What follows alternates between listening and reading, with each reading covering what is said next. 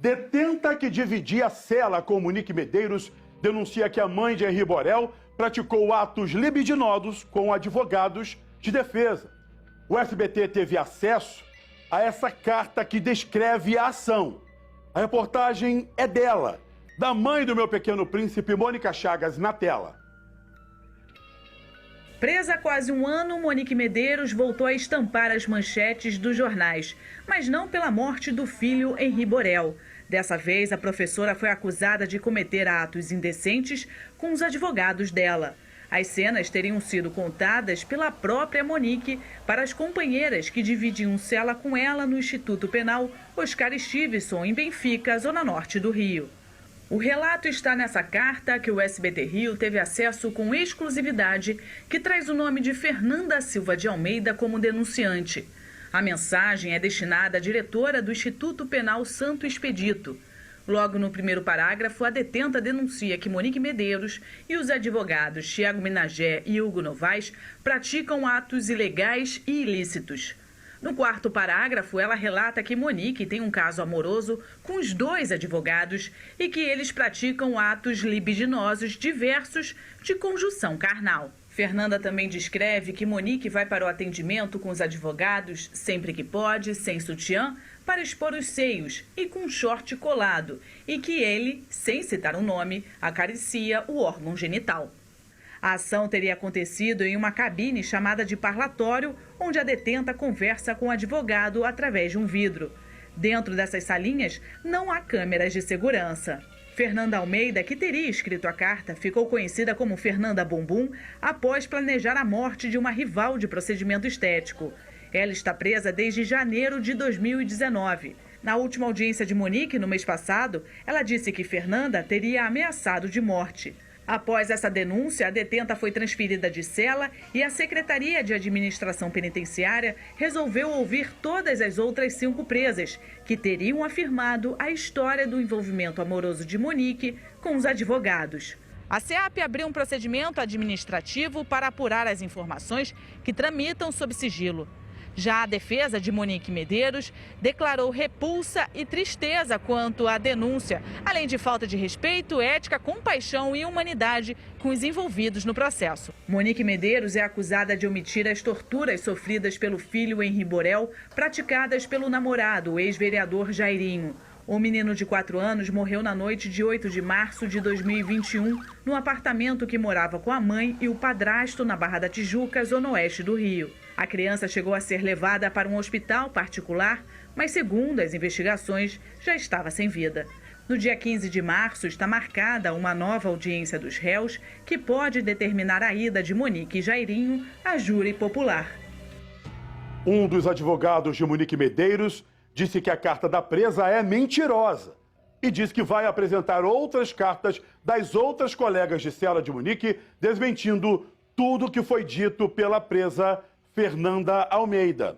Ainda falando sobre este assunto, eu vou conversar com o advogado criminalista Luiz Carlos Azenha, que está com a gente via Skype. Azenha, claro que isso precisa ser apurado do que aconteceu. Uma denúncia séria que afirma que o advogado de defesa de Monique estaria cometendo atos libidinosos com ela ali dentro. Essa denúncia foi feita por uma presa, mas outras detentas já teriam afirmado ali, o pessoal da defesa ali do escritório que foi acusado está indo lá no presídio pegar cartas de outras detentas desmentindo tudo isso. Nesse momento é algo que chama atenção também, né, Azenha? Boa tarde. Boa tarde, Caio. Mais uma vez, um grande abraço a todos os telespectadores que acompanham o SBT Rio. Deixar um abraço aí também para o Carregosa. Ô, Caio, são acusações graves. Esse processo, aliás, eu vou dar aqui a minha análise, me parece que os advogados envolvidos, aí eu falo os advogados tanto de todas as partes aí envolvidas, aparecem mais do que o próprio processo. Existe um ditado em futebol, Caio, que o árbitro bom é aquele árbitro que não aparece, que é discreto, não é verdade? Então, assim, nesse caso específico, é muito importante se preservar a comunicação do advogado com o seu cliente. Inclusive, o antigo ministro, o ministro que se aposentou, Celso de Mello, deu uma decisão do Supremo Tribunal, eu tenho até essa decisão, eu utilizo no meu trabalho no dia a dia, que isso é o que há de mais sagrado na advocacia. É a preservação, Caio, da comunicação do advogado com o seu cliente. Se isso for violado, se houver interferência, câmera, escuta, acaba com a advocacia, se acaba com o direito sagrado de qualquer um cidadão precisar do advogado. Agora, os fatos são graves, em tese fere a Lei 8.906 de 94, tem que haver uma apuração, a corregedoria da OAB, eu até conheço o corregedor, é muito séria, vai apurar essas denúncias e, claro, que se essas denúncias não encontrarem abrigo, caberá aos advogados dessa detenta ingressar com o artigo 339, porque até mesmo instaurar um procedimento administrativo que a pessoa saiba que há a má-fé, ela está em cursa no 339, que é a denunciação caluniosa. Mas tem que ser apurado. O senhor acredita que esse tipo de denúncia que foi feita pode ser, por exemplo, algum tipo de estratégia da defesa, por exemplo, do Jairinho, para tentar meio que desarticular tudo aquilo dali e trazer essas notícias para serem discutidas e tirar, de repente, o foco? Ô, Caio, perfeito. Tudo é possível. Quero só deixar bem claro aqui que eu não estou prejulgando nada, né? Vai caber não só a polícia, como também a Ordem dos Advogados do Brasil, que, repito, possui uma corregedoria muito séria, muito honrada, apurar todos esses fatos. Nós estamos vendo aí até casos, foi citado, de advogado que saiu de uma parte e foi para outra, e parece que isso é objeto também de apuração lá na OAB. Enfim, tudo tem que ser apurado. O que me salta aos olhos são detentas, várias detentas fazendo essa carta, né? E aí tem que ser apurado. Como que ela também pode ver se lá é uma sala reservada, né? Ouviu falar, ou alguém viu. Então, tudo isso vai ser objeto de ser apurado. A Lei 8.906, o Estatuto da Advocacia, ela prevê lá os deveres e os direitos do advogado, né? Então, tudo vai ser passado pelo crivo de uma investigação na Ordem dos Advogados do Brasil, também cabe até, em tese, da Polícia Judiciária, para poder ver, e se for comprovada a má-fé, certamente essas pessoas vão responder por essa denunciação caluniosa também. Só lembrando que a gente não está prejulgando nenhum advogado aqui no programa, a gente está trazendo a notícia de que essa carta foi entregue à direção do presídio e também a defesa da Monique Medeiros afirma que achou que essa carta estava muito bem escrita e que havia indícios, né, de uma carta muito técnica que pudesse ser para mexer realmente com tudo o que está acontecendo na investigação e que pudesse ter sido escrita até mesmo por um advogado. Agora, Carregosa, aquilo que a gente fala, nesse momento tem que se apurar. Tem que se apurar, vai ter que pegar a letra dessa pessoa, ela escreveu, pega uma outra carta dela para ver se ela escreve assim mesmo, se ela tem essa robustez no texto, o que aconteceu, para se entender o que estava acontecendo ali dentro. Ou se realmente o tal ato libidinoso aconteceu. Então, até o Azenha vai confirmar comigo, né? Esse caso, quando veio à tona ontem, né, virou o que foi dito no grupo de WhatsApp jurídico, né? Virou a grande fofoca jurídica, né? Então, assim, até porque todo mundo adora uma história dessa, convenhamos, né? Mas, assim, vamos aos fatos, assim, e aí até com conhecidos que conhecem todos os envolvidos ali, esse caso virou realmente um grande circo, querendo ou não, em todos os aspectos. A segunda coisa existe sim um problema pretérito da Monique com outras companheiras de cela. Então, ela uma contra a outra, então, tudo isso tem que ser analisado.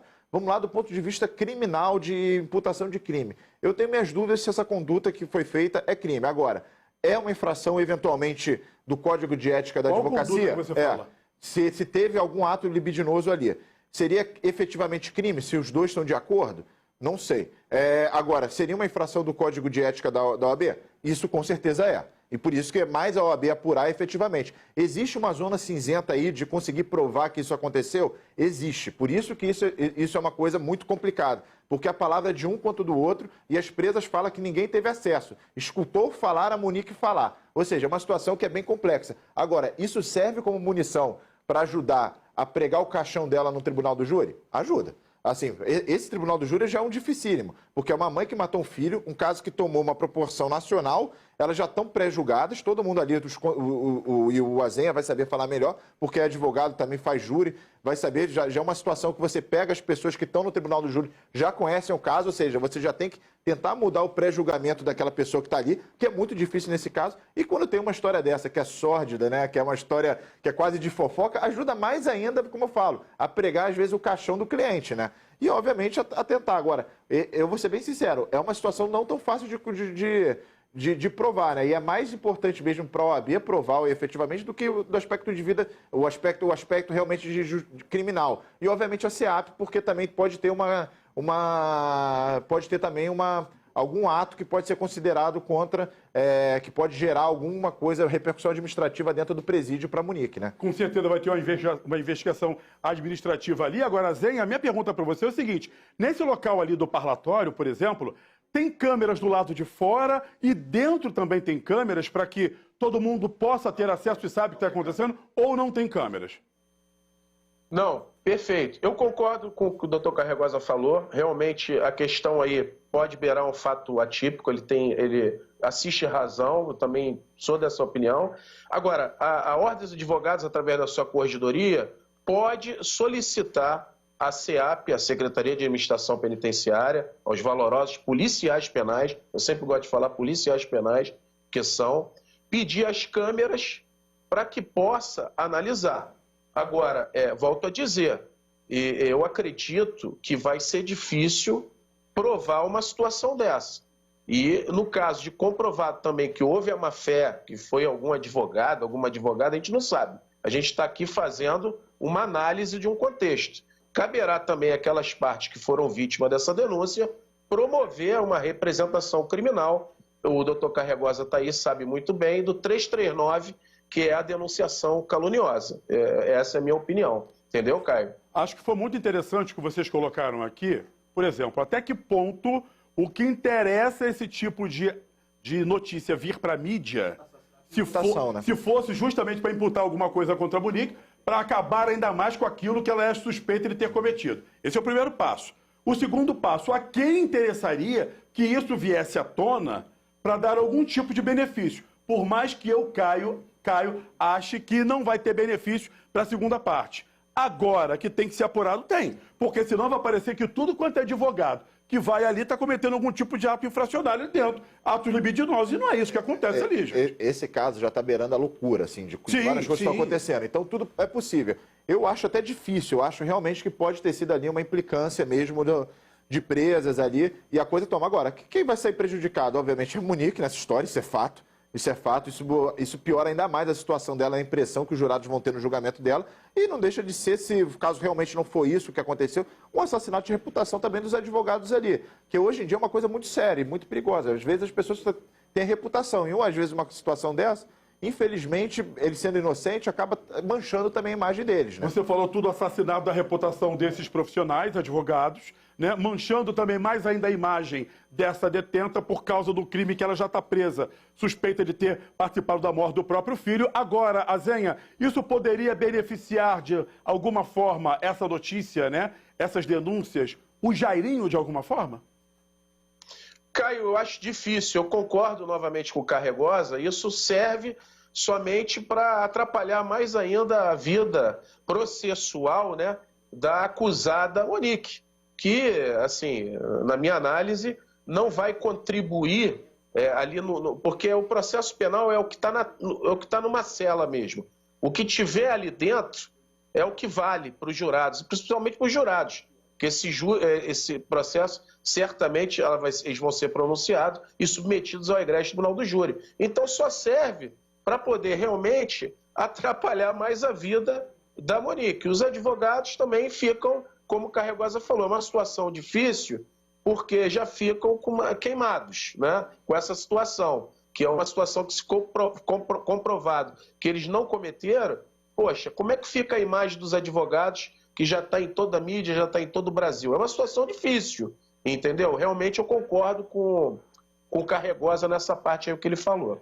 Esse foi o Dr. Luiz Carlos Azenha com a gente aqui hoje no SBT Rio, trazendo esse assunto, voltando a lembrar, a gente aqui não está pré-julgando ninguém, nenhum advogado, trouxemos a informação da carta que foi entregue à direção. E lembrando que o crime maior foi o assassinato daquela criança que acabou morrendo e que fizeram de tudo para esconder o caso. A verdade é essa.